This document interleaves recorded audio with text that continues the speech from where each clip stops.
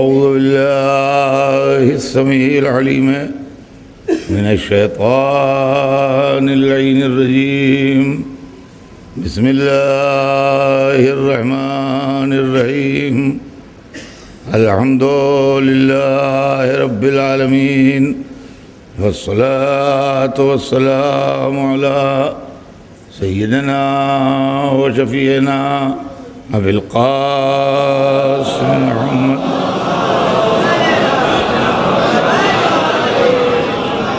وأهل بيته الطيبين الطاهرين المعصومين ولعنة الله على أعدائهم أجمعين من يومنا هذا إلى يوم الدين. أما بعد فقد قال رسول الله صلى الله عليه وآله وسلم إني تارك فيكم الثقلين كتاب الله وعترتي أهل بيتي ما إن تمسكتم بهما لن تضلوا بعدي وإنهما لن يفترقا حتى يردا علي الحوض. صلوات بھیجنے ہیں محمد.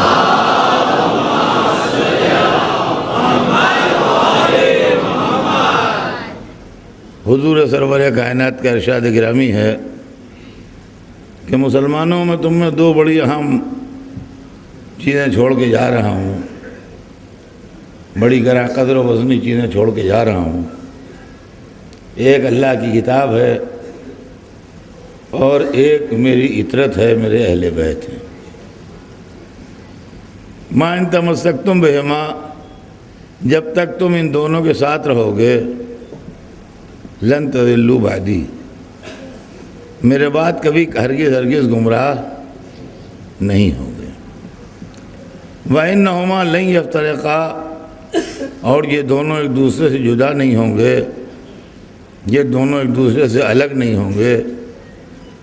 حتیٰ یرد علی الحوض، یہاں تک کہ میرے پاس حوض کوثر تک پہنچ جائیں.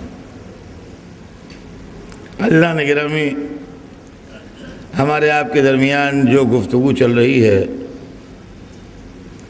اب قریب وہ آخری منزل میں ہے.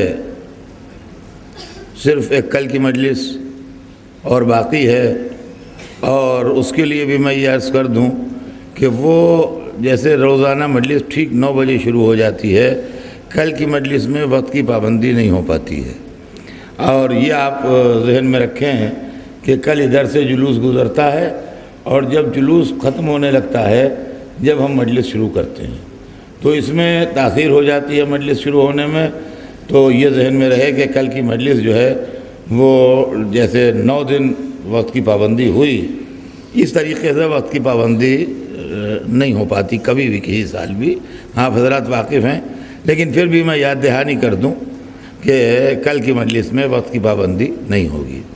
دوسری بات بھی یہ ذہن میں رکھیے گا کہ کل مصافحے نہیں ہوں گے، بلکہ ہم جب ایک دوسرے سے ملیں گے تو عظم اللہ اجورنا واجورکم بمصافحۃ الحسین علیہ السلام کہہ کے ملیں گے. تو بہرحال ہماری گفتگو اب قریب خاتمے کی منزل پر ہے کہ اسلام میں نجات کا انتظام سرور کائنات کر گئے. اب یہ ہماری تقدیر یا تحقیق کی بات ہے کہ ہم اس سے فائدہ اٹھائیں یا نہ اٹھائیں. یہ ٹوٹلی ہم پر ڈیپینڈ کرتا ہے، اس لیے کہ رسول نے صاف بتا دیا ہے کہ ہم قرآن چھوڑ کے جا رہے ہیں، ہم اہل بیت چھوڑ کے جا رہے ہیں. ہر رسول کو معجزے ملے. جناب موسیٰ کا عصا ان کا معجزہ تھا، جناب عیسیٰ کے لب ان کا معجزہ تھے، جناب ابراہیم کے لیے آگ گلزار ہو گئی ان کا معجزہ تھا، جناب نوح کے لیے طوفان ٹھنڈا ہو گیا یہ ان کا معجزہ تھا، جناب داؤد نے لوہا نرم کر دیا یہ ان کا معجزہ تھا. مختصر یہ ہے کہ نبیوں کو اللہ نے اپنی نبوت ثابت کرنے کے لیے معجزات بھی عطا فرمائے، اور ان پر ہمیں یقین ہے پورا. کوئی اس کے اندر ڈاؤٹ نہیں ہے، قرآن میں ان کا تذکرہ ہے اور ہمارے دل کو پکا یقین ہے ان معجزات کا الحمدللہ۔ لیکن اب اگر ہم یہ چاہیں کہ ہم دریا میں راستے ہوتے دیکھ لیں تو یہ نہیں ہو پائے گا، جو ہونا تھا وہ ہو گیا۔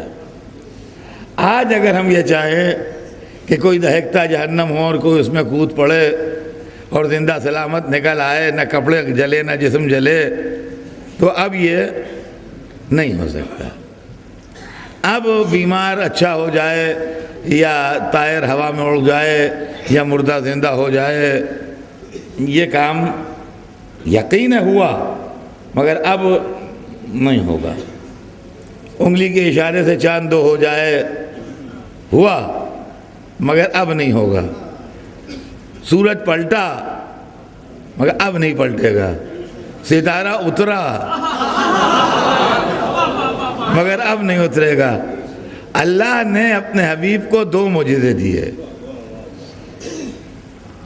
ان معجزات کے علاوہ جو سب کو دیے۔ جتنے اور رسولوں کے پاس معجزے تھے اتنے ہمارے رسول کے پاس تھے، سب دامن میں مشیت نے سب معجزات ڈال دیے تھے جو 1,24,000 کو دیے، لیکن 2 معجزے ایسے دیے جس کا دل چاہے آج بھی دیکھ لے۔ معجزہ کہتے کسے ہیں پہلے یہ سمجھ لیجیے، جیسا نہ ہو پائے۔ دیکھیے بچوں کو سمجھانے کے لیے اس سے آسان نہیں ہے، جیسا نہ ہو پائے۔ سورج روز نکلتا ہے روز ڈوبتا ہے، یہ معجزہ نہیں ہے۔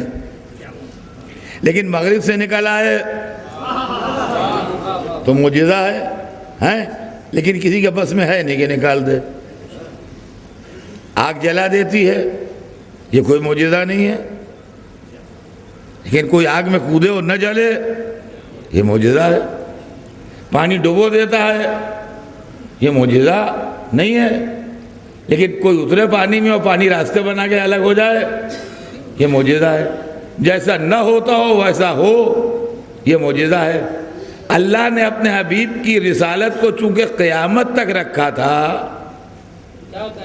لہذا معجزے بھی قیامت تک رہیں،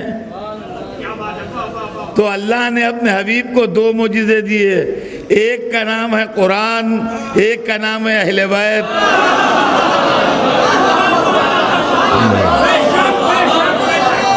ایک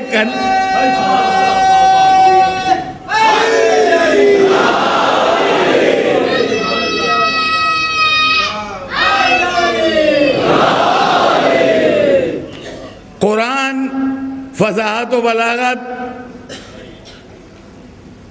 قرآن فصاحت و بلاغت کا معجزہ ہے، اہل بیت کردار و سیرت کا معجزہ ہے۔ زبان کے مقابلے میں کوئی قرآن جیسا قرآن نہ لا سکا، اہل بیت کے مقابلے میں کوئی علی جیسا کردار نہ لا سکا۔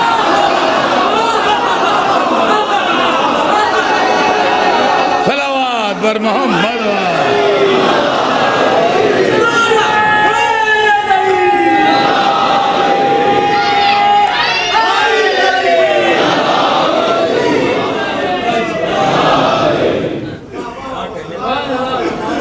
اب قرآن کا معاملہ یہ ہے کہ عربوں کو اپنی زبان پر بڑا ناز تھا، وہ کچھ جانتے ہوں یا نہ جانتے ہوں، لیکن زبان کے بڑے پختہ اور پکے، فصاحت و بلاغت، اپنے علاوہ سب کو گونگا کہنے والے کہ ہمارے علاوہ کوئی بولنے ہی نہیں جانتا، ان کے بیچ میں قرآن آیا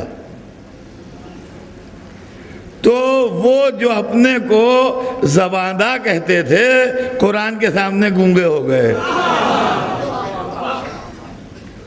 اور قرآن کو سن کے وہ حیرت میں رہ گئے کہ ہے ہماری زبان مگر کیا انداز ہے، کیا اسٹائل ہے، کیا کہنے کی بات ہے۔ کئی دفعہ کوشش کی کہ قرآن کا جیسا بنا لائیں، بنا نہیں۔ قرآن کا جیسا بنا لائیں، بنا نہیں۔ اچھا، دنیا میں انسان چیلنج نہیں قبول کرتا ہے۔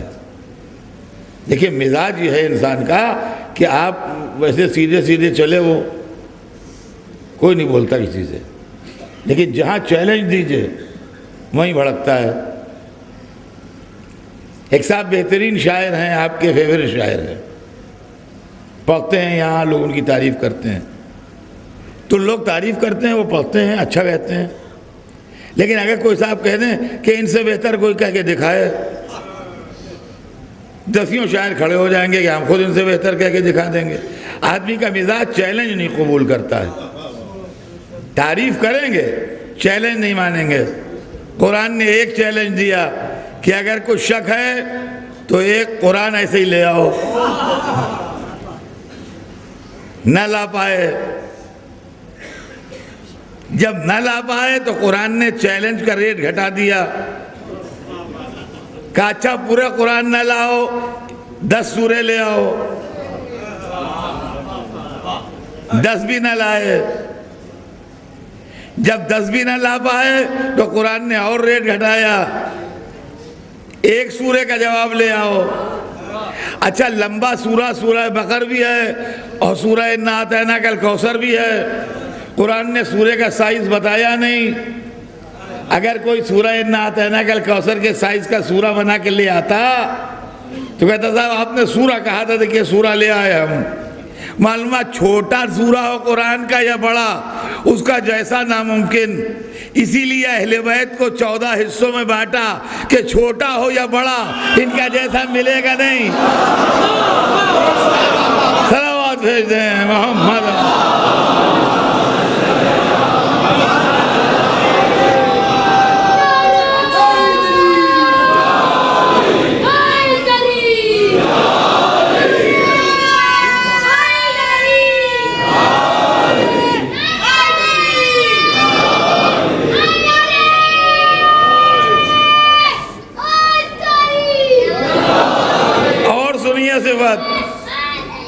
اور سنیے صفت عزیزان گرامی، قرآن ڈیٹیلز میں اگر جائیے تو ایک بسم اللہ کی تفسیر میں رات گزر جائے اور تفسیر مکمل نہ ہو۔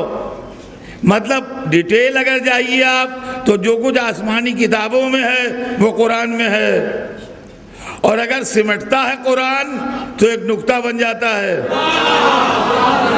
مطلب پھیلے تو آسمانی کتب بن جائے، سمٹے تو نقطہ بن جائے۔ یہی معاملہ اہل بیت کا ہے، پھیلے تو 1,24,000 بن جائے، سمٹے تو علی بن جائے۔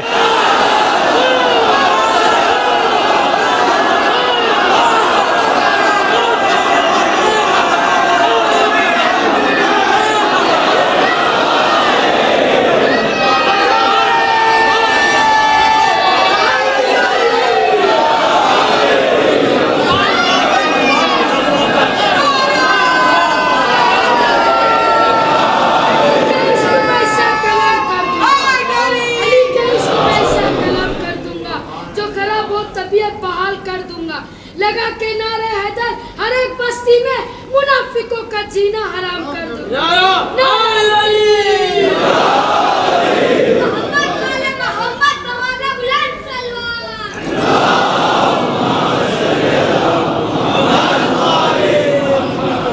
قرآن الحمدللہ آج بھی موجود ہے، اور عربی زبان بھی دنیا میں ایگزسٹ کرتی ہے۔ ایسا نہیں ہے کہ یہ زبان فنا ہو گئی ہو، دنیا کے بہت سے ممالک عربی بولتے ہیں، اور قرآن کا چیلنج آج بھی ہے کہ اگر ڈاؤٹ ہے تو اس کا جیسا لے آؤ، اگر شک ہے تو اس کا جیسا بنا لاؤ، ایک سورہ ہی بنا لاؤ۔ لیکن آج تک کوئی ایک سورہ بنا نہ سکا۔ تو قرآن زبان و بیان کا معجزہ ہے، اہل بیت علم و حکمت، سیرت و کردار کا معجزہ ہے۔ سیرت اہل بیت بھی تاریخ کے اندر باقی ہے، خالی قرآن ہی نہیں باقی ہے، تاریخ میں سیرت اہل بیت بھی باقی ہے. جس کو ڈاؤٹ ہو، جس کو شک ہو، وہ کسی ایک کا جیسا بنا لائے. یہ ضروری نہیں ہے کہ علی ہی جیسا بنے، لیکن جہاں سب علی ہوں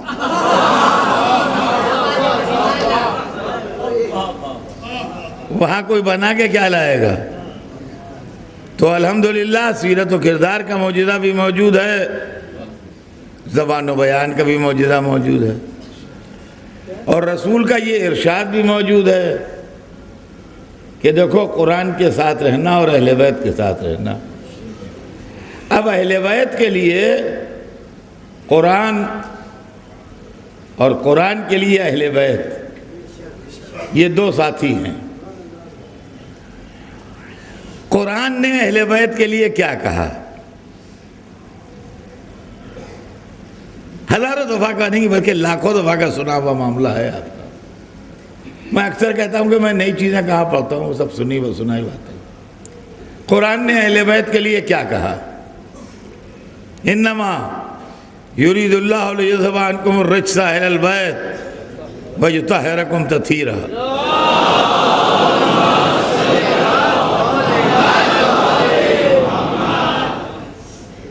اللہ نے یہ ارادہ کر لیا ہے اہل بیت کہ آپ کو ہر طرح کی گندگی سے دور رکھے گا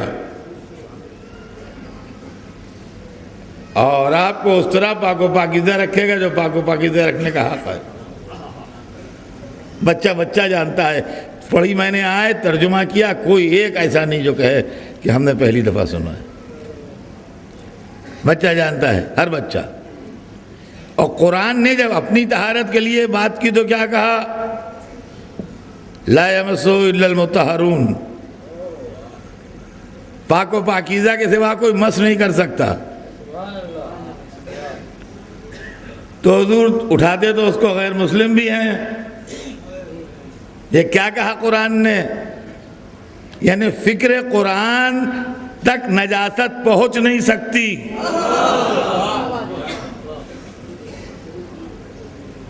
توجہ چاہتا ہوں عزیزان گرامی، ایک منزل ایسی عرض کر دوں آپ سے کہ جو اکثر لوگوں کے دماغ میں شبہے پیدا ہوتے ہیں آیت تطہیر کے لیے،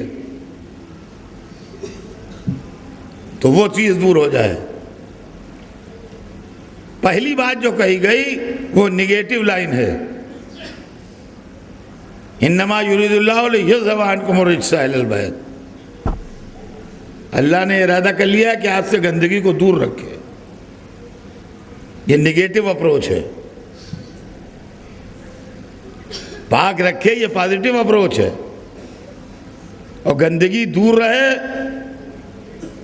یہ نگیٹو اپروچ ہے. لیکن یہ بڑی اہم بات تھی کہ گندگی دور رہے. اب سمجھ میں آیا کہ بہت کچھ دیکھنے کے بعد اور بہت کچھ پڑھنے کے بعد اور بہت کچھ سمجھانے کے بعد اور بہت کچھ دلیلیں دینے کے بعد کچھ دل اہل بیت کی طرف مائل نہ ہوئے اور دشمنی اہل بیت ان میں بھری رہی. یہ آیت کا ٹکڑا نہ ہوتا تو سمجھ میں نہ آتا. اس لیے کہ جہاں اصل میں نجاست ہوتی ہے اہل بیت کے قریب نہیں آتا. اب لوگ کہتے ہیں کہ صاحب یہ بات سمجھ میں نہیں آئی، کیا حضور کے ہاتھ میں کافروں نے ان کے ہاتھ نہیں ملایا؟ تو گندگی تو آئی ان کے پاس. کیا غیر جو تھے دوسرے مشرکین مولا علی کے بعد نہیں آئے؟ ان کے جسم مس نہیں ہوا؟ علی سینہ پہ چڑھ کے بیٹھے، اس کو ذبح کیا قاتل یا عمر کو، تو اس سے مس نہیں ہوئے؟ تو گندگی تو قریب آئی. یہ کیا مطلب ہوا؟ آپ سمجھے نہیں گندگی قریب آنے کا معاملہ. یعنی ان کی طہارت کو گندگی سے نقصان نہیں پہنچتا ہے. توجہ چاہتا ہوں، اس کی مثال